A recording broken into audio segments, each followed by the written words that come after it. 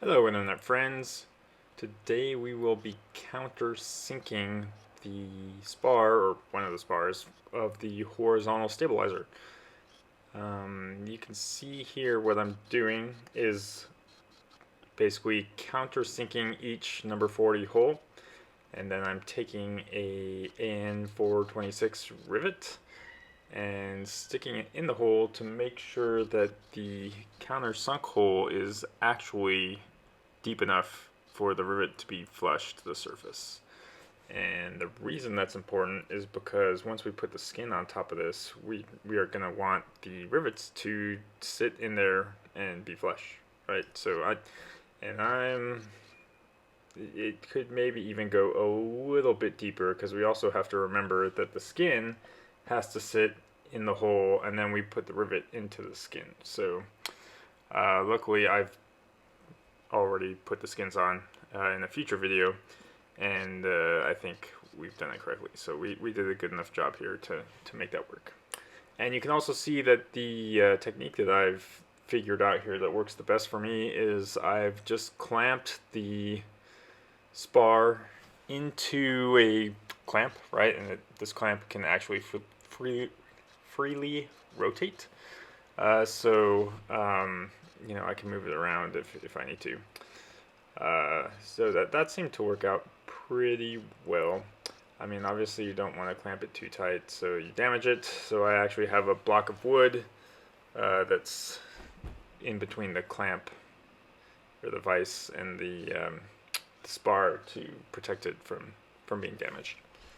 Also, with the way I'm able to rotate this around the table, you can see I'm able to put the trash can underneath the area that I'm drilling, so I can easily just catch all the metal shavings, so I don't have to go around and sweep them up later, which is a consideration. I don't want any metal shavings left on the floor, because, the doggo wanders around and I don't want her to get hurt, so make sure that all the metal shavings that I have go straight into the trash.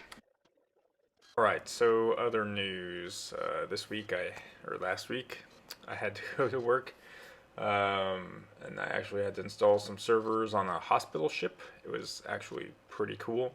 No one was on the ship, because it's getting refurbished. But so when I say no one, none of the personnel, there were lots of construction people. But yeah, it was pretty cool. It's huge, a huge empty hospital on a ship, and I put some servers on it. So that was fun. And when I got back on Thursday, and Thursday evening I got back, and Tesla had called me and said that my Tesla was ready to pick up. So I was super excited. And then Friday became an adventure in making what should be the easiest way to buy a car the hardest way possible. So, and that has nothing to do with Tesla. So, being familiar with how you normally buy a car, I wanted to be prepared and get my financing all put together. So I talked to my credit union a week ago, sent them all the paperwork to get approved, and then of course when I got back Thursday night and Tesla called me and said, hey, you can pick up your car on Friday, I wanted to go deal with the financing Friday morning and go pick up my Tesla. And so anyway, somewhere someone dropped the ball, and it might have been me or it might have been the credit union, but whatever happened, Friday morning I actually went to the branch and I sat there for 2 hours, and there was a giant line, and since I didn't have an appointment I had to wait for everyone that did have an appointment, and 2 hours in I still wasn't able to be seen after sitting there. And so I called them and said, hey, can someone call me back, like I'm trying to pick up my car, and they said, yeah, someone will call you back in a few minutes. A few minutes go by, an hour goes by, no one called me back. And then, I ended up being at the credit union for 2 hours. So I said, you know what, that's this. I'm going to just do the Tesla financing from the app. So I called the Tesla coordinator girl, and she reset it for me, and I went to go apply, and then it said technical difficulties. So I was super bummed that it looked like I was not getting my Tesla on Friday. And so I even went over to the Tesla store and they said, there's nothing we could do. The technical difficulties need to get resolved by IT, blah, blah, blah. And so, anyway, I left. I went home, and halfway home, I decided I'm just going to try it one more time. And this time, everything went through, and so I turned around, went back to the Tesla dealer. On the way back, also, the financing ended up being way better terms than my credit union was going to give me, so I was super happy.